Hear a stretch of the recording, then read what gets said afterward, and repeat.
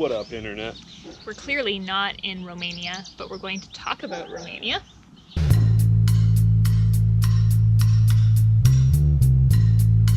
Here we are in Romania. Let's talk about Romania. Romania was the country that you were most excited about for your first time in Europe. Yeah, I was really excited about it. And did it disappoint? It did not disappoint. I thoroughly enjoyed it. Lots of castles, lots of ancient things. Interesting history of Vlad the Impaler. Lots of hot mulled wine. So we arrived at the main airport in Bucharest around 5 o'clock in the evening during rush hour traffic. It took like 2 hours to get from the airport to the city center. Long ride. Very long ride. And we took it to the very end, so that's part of the reason why it took us 2 hours as well. We took bus 783, and that's the main bus that gets you from the airport to the city. For the return trip, it should cost about 8.6 lei. We just got the one way though. Because we left the country by train, which is Sofia. But we would recommend that you bring a lot of small change, because I think we were shortchanged on our ticket. Which doesn't add up to much money. Not really. But every cent counts when you're backpacking, for sure. When you are cheap and broke. Yeah, that's how to travel. So once we got to the end of that bus route, we jumped off and walked about 15 minutes to our hostel. And because of this amazing app called Maps.me, we were able to find our hostel no problem whatsoever.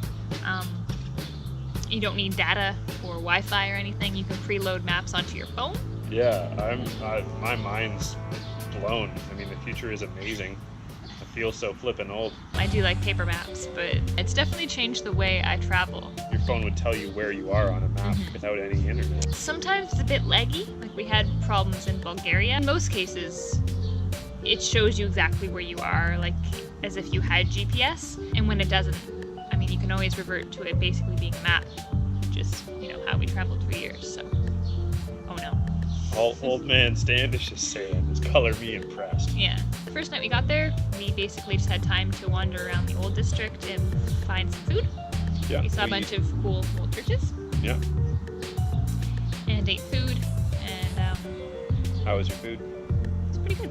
I needed utensils, but it was good. Yeah. Mine had a skewer, so I could just pick it up by the skewer. Yeah. Those are uzumaki sausages. I was gonna say that they're like snails. Uzumaki is that horror manga about the spirals. I know that.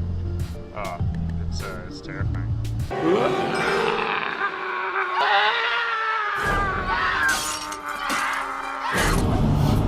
You gonna devour your sausage? Well, as you know, we have covered. I'm not sure if this is a sensible way of doing things. Does it taste like uwazaki or whatever you said? Uzumaki? Uzumaki? No. How do you know what uzumaki tastes like? I've licked every page of that manga. Oh.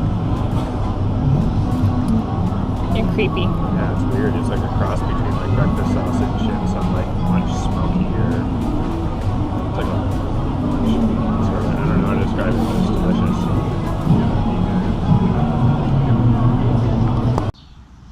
And then the next day we leisurely walked through the city towards the train terminal, or train station I should say, and took a train to Brasov.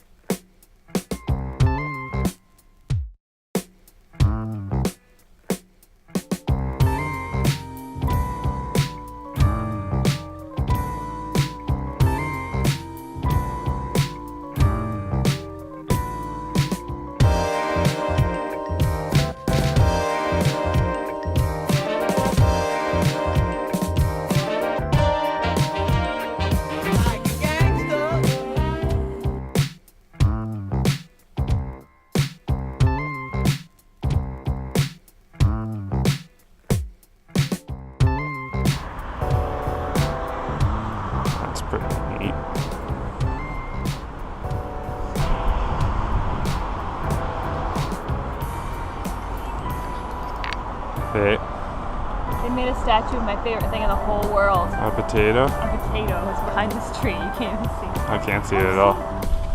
Look at the potato.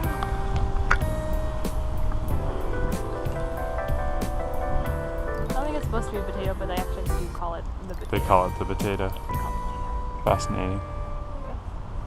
Does it make you hungry? I'm starving already, so yeah. Let's all go eat potatoes. Let's all go eat potatoes. It's fascinating. You know what else is fascinating? What? That building over there that's growing out of an old building. Yeah, I like the look of that. That is some fusion. Oh, potato.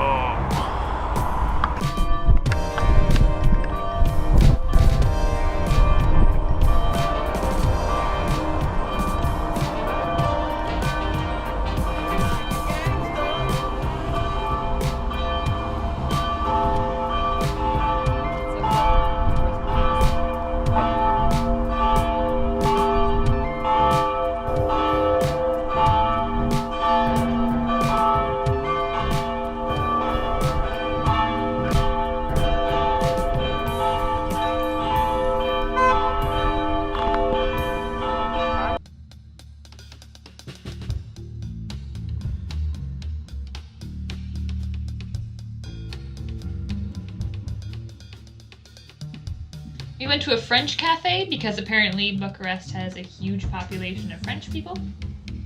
We had delicious lattes and sandwiches. Amazing.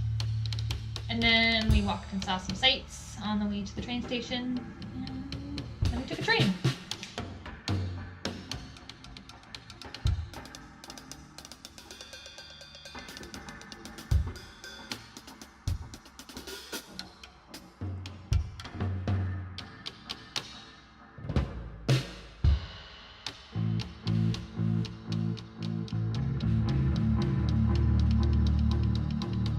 We arrived at the station and bought our tickets maybe an hour before.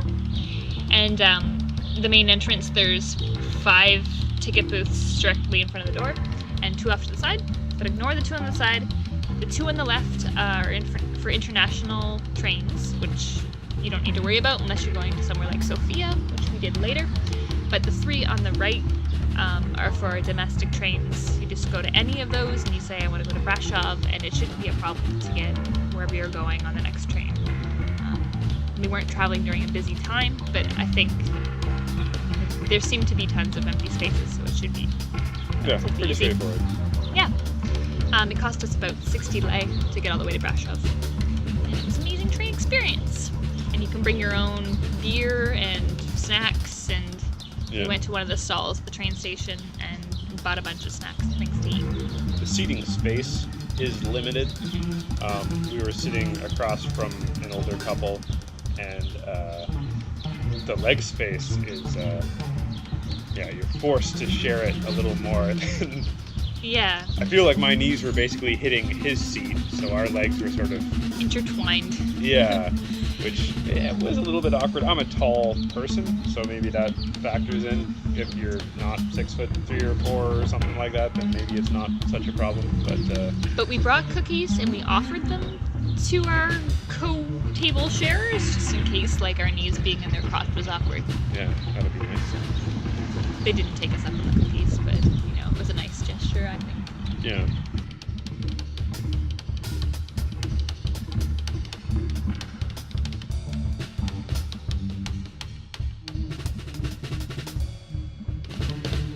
We will see you next time, where we are in Brasov.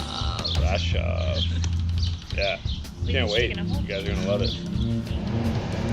Ready for Brasov? Oh yeah.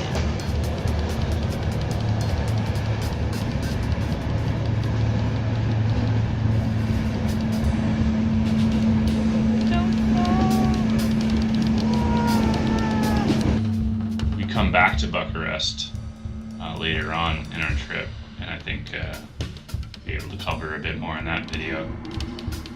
But tune in next time. Same back time, same back channel. And we'll show you Brasov. Brasov. Which is a wonderful city. Peace. Cheers the camera.